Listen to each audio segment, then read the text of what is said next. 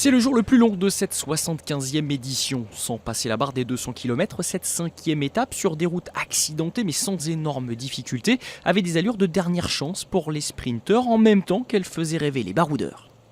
Il ne faut d'ailleurs que 6 km pour voir la deuxième caste mettre la machine en route. 6 hommes, dont 4 Français, décident d'unir leurs efforts. Axel Daumont, le local de l'étape, Lilian Calmejean dans le top 20 du contre-la-montre la veille.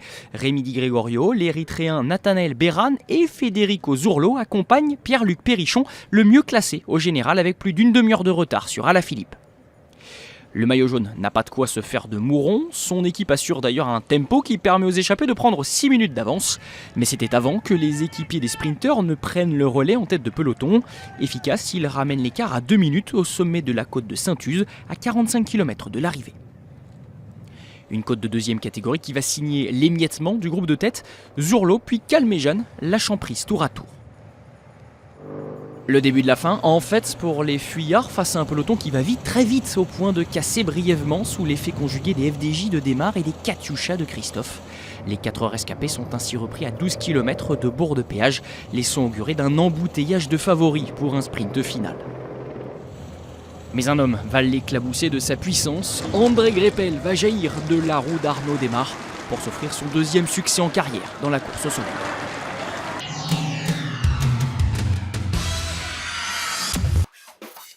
Le gorille a frappé. Un sprint à hauteur de son surnom bestial. André Greipel s'est offert un succès musclé à bourg de péage. C'était -1 pour les sprinteurs avant l'arrivée du relief. Le trentenaire allemand a montré qu'il avait faim en s'imposant avec près de 2 mètres d'avance sur l'ancien maillot jaune Arnaud Desmar. La 145e victoire en carrière du sprinter de la Lotto Fixol.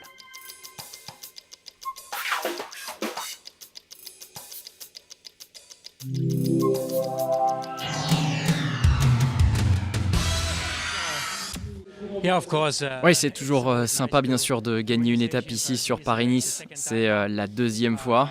Pour moi, c'est une course importante avec de bons sprinteurs. C'était mon but de gagner une étape et puis d'être devant aussi au général avec Galopin.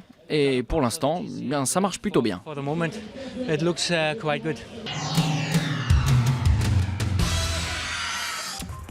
Deuxième sur la ligne, Arnaud Desmar valide le maillot vert qu'il portait par procuration ce jeudi.